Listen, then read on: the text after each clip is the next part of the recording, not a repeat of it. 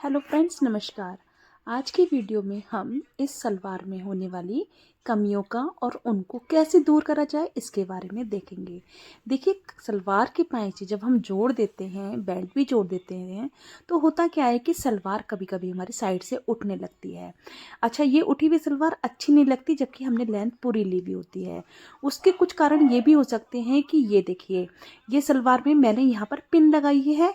क्यों? क्योंकि ये आगे और पीछे जो पार्ट वाली सिलाई होती है, हमें उसको इक्वल करके रखना होता है।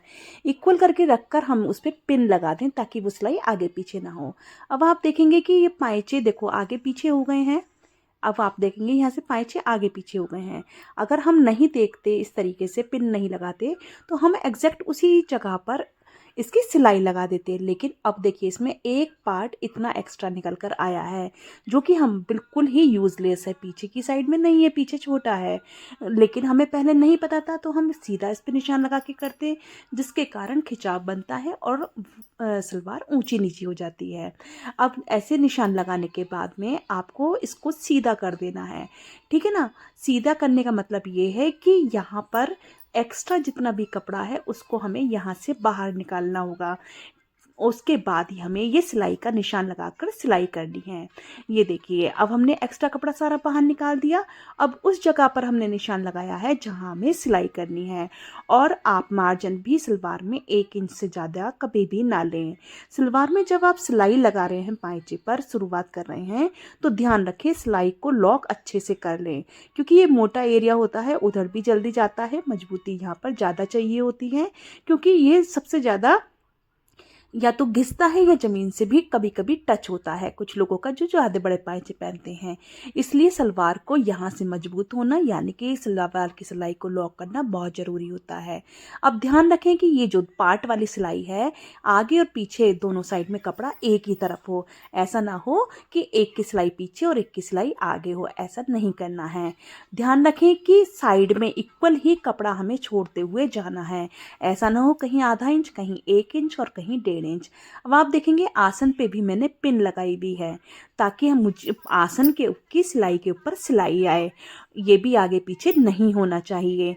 और देख रहे हैं आप, मैं इसको खींच कर, देखा ना आपने, मैं इस तरीके से खींच कर कपड़े पे यानी कि सलवार की सिलाई लगा रही हूँ। ध्यान रखें कि ये सिलाई हमेशा खींच कर लगानी है। और आसन वाली जो सिलाई है वो सिलाई के ऊपर सिलाई आनी चाहिए। ये छोटी छोटी सी कमियां होती हैं जिनकी वजह से सलवार में, देखिए, सलवार साइड से उठती है या शेप खराब हो जाती है। ये पिन यहाँ लगी हुई है सिर्फ इसीलिए ताकि ये आसन इधर उधर ना हो और हमें पता रहे सिलाई का। अच्छा, जहाँ पर आसन होता है वहाँ पर 1 इंच वाली सिलाई आकर आधा इंच की हो जाती है। इस चीज़ का ध्यान रखें, आसन पर कभी भी 1 इंच की सिलाई ना लगाएं। इसके बाद देखेंगे आपने दूसरी वाली साइड में जहाँ पार्ट है वहाँ पर भी मैंने पिन लगाई हुई है, ताकि ये मत बिल्कुल बराबर रहे। और नीचे पाइचे पे भी पिन लगा दी है। अब देखिए, फिर से आप देख रहे हैं यहाँ पर ये दोनों पीसों को हम मिलाएंगे, खिंचाव करेंगे। हमें कभी भी लूज सलवार में सिलाई नहीं लगाई जाती है, क्योंकि ये देखो यहाँ पर और ए बी सा कट बना हुआ है। इसलिए आप सलवार में सिलाई हमेशा इक्वल कपड़ा पकड़ें, इस तरीके से पिन लगा दें। अगर आपको प्रॉब्लम आ रही है, आप बिगनर हैं, तो जगह जगह पर पिन लगा दें, 10-10 12-12 इंची पर, और पिन लगाकर सिक्योर करके फिर सिलाई लगाएं। और मार्जिन इक्वल ही रखें। देखिए, जिस तरीके से मैं कपड़ा खींच कर सिलाई लगा रही हूँ, आपको भी बिल्कुल उसी तरीके से लगानी है। अगर आप इन छोटी छोटी बातों का ध्यान रखेंगे तो आपकी अच्छी कटी हुई सलवार जो बनने के बाद कुछ ना कुछ कमी आ जाती है, कुछ खराबी हो जाती है, वो नहीं होगी। तो इन छोटी छोटी बातों का ध्यान रखते हुए आप सलवार में सिलाई लगाएंगे। देखिए, बराबर मैं आपको खींच कर दिखा रही हूँ। इस तरीके से हल्का सा खिंचाव लेते हुए आपको इसमें सिलाई लगानी है। इससे क्या होता है कि सलवार साइड से उठती नहीं है, और पहनने के बाद जैसे कि सिलाई टूट जाती है जगह जगह से, वो भी नहीं टूटेगी। अब आप देखें इस तरीके से, अब ये देखो पार्ट वाली सिलाई आ गई है। दोनों सिलाई मैंने एक ही साइड में करा हुआ है, दोनों सिलाई का मुंह, नीचे मैंने पिन लगाया हुआ है। और इसके बाद हम इसको ध्यान से, पिनों को ध्यान रखते हुए, ताकि इस पे मशीन ना चले, इक्वली इस पे सिलाई लगा दें। और कुछ लोग क्या होता है कि पाइचे पर सिलाई को टेढ़ा लगाते हैं, मतलब नॉर्मल जो टेढ़ी सिलाई लगती हुई आ रही है उसको हल्का सा सीधा कर देते हैं। ऐसा आपको बिल्कुल भी नहीं करना है। इससे क्या होगा कि पाइचे की शेप खराब हो जाती है। जिस शेप में आप ऊपर से नीचे तक सिलाई लगाते हुए आए हैं, आपको उसी शेप में सिलाई लगानी है और सिलाई को नीचे लाकर लॉक कर देना है।